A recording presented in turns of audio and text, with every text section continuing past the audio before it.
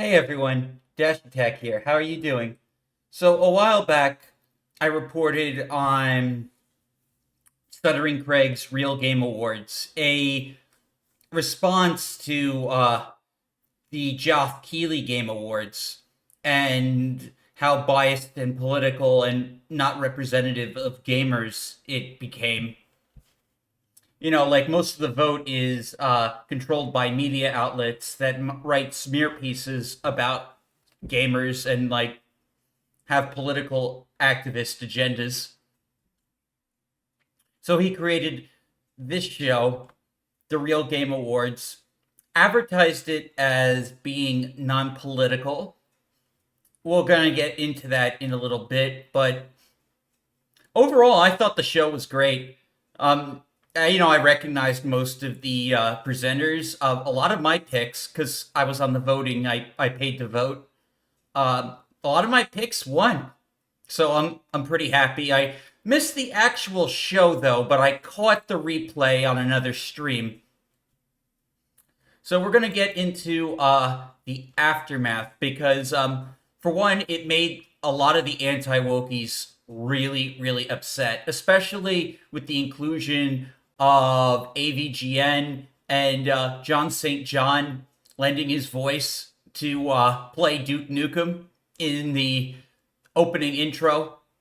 So, yeah, they also showed a bunch of indie games. One of those indie games was called Selaco.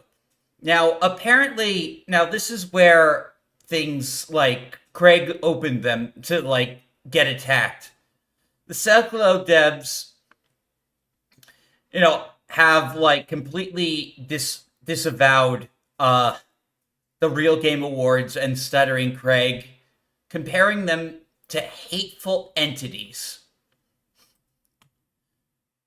And this is all based on just what Wokies told them and what Wokies told about some of the presenters. Because to be quite fair, it wasn't all apolitical. But neither is the Real Game Awards. The Real Game Awards literally has an award for politics called Games for Change. Games for Impact. I'm sorry, Games for Impact. It's literally an activist category.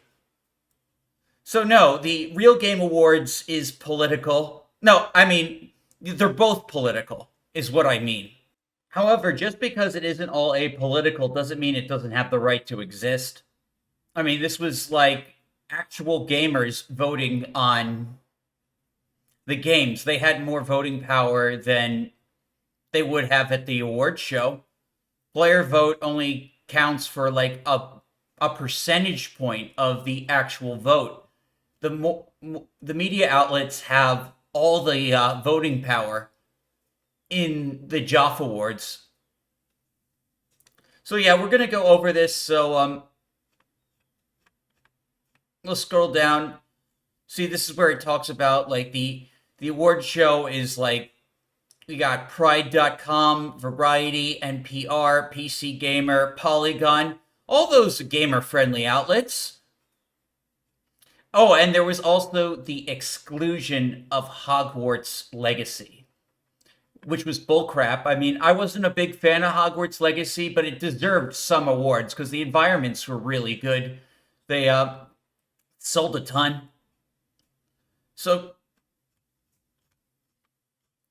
yeah, these were some of the guests. There's actually a journalist or a journalist from Harddrive, which isn't even a real news site, trying to smear everyone who attended, as hateful, using their politics and things they've said on sensitive issues, painting them as hateful entities. And yeah, so Craig should be upfront. This wasn't technically apolitical. A bunch of these people are involved in politics, but because they have to be, because the gaming landscape has become political. Unfortunately, that's just where things are. This person's ideologically opposed to that, so she's going to do everything she can to make these people look bad and make the show look bad so it doesn't get more traction or grow bigger. Here they are denouncing the Real Game Awards. When it comes to potential damaging the brand we built for nothing, yes, absolutely. That's perfectly justifiable. There's more to life than making money. I'll gladly sell fewer copies if it meant not being associated with hateful entities. But yeah, Craig should have run it by them, should have looked at them further, because now, like, the fact that he didn't tell them, it's being used to attack him and the show and everyone else, and it's making him look bad. But the thing is, it's not making them look good either. It's kind of a catch-22. That, if anything, like, they look like, they're being very, very chummy with, like, the wokies right now, this account. Like, they seem like completely on board of distancing themselves of any chuds, so to speak. And, like, don't they know, like, they said the event was anti-gay. Don't they know Madam Savvy is, like, a big Boys Love fan? It's crazy. More comments for the developer. We have not paid for an advertisement for the Real Game Awards. I've never heard of it until an hour. Anyway, time to return to sleep. The more I look into it, the more I want to distance myself. We paid for nothing. I don't even know about the show. And here they are, like, just casually chumming and having conversations with the activists.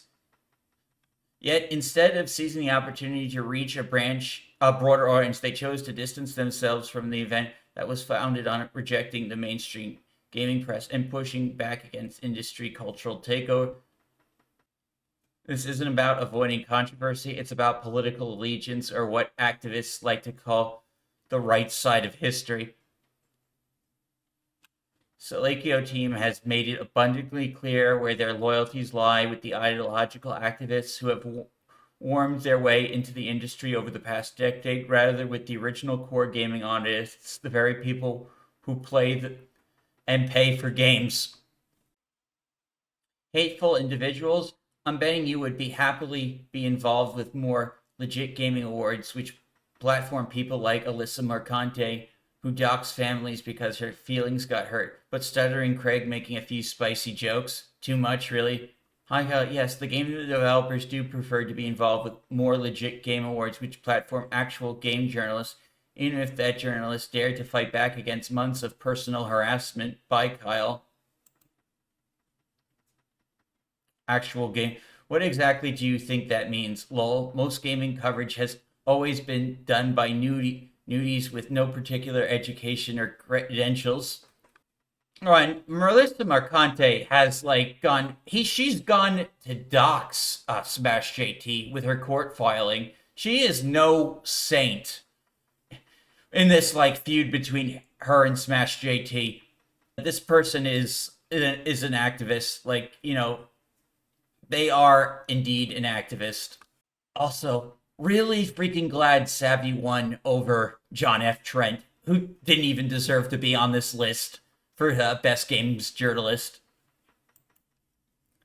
Being respected by other journalists is not a litmus test. It's being respected by the people they purport to represent. Tell me, do you think gamers hold game journalists in high regard? The answer is we don't. IGN reviews are considered a joke. Anything Kotaku posts is laughed at, and people literally meme about creating a difficulty setting for game journalists. You guys hold being respected in the industry far higher than being respected by people you apparently say you speak for. So true. Anyways, I do hope Craig can bounce back and make this next year's show better. I would like to see it. But anyway, thank you all for watching this video. These were just my thoughts on the situation. I'm Dash Attack, and I'll see you all next time.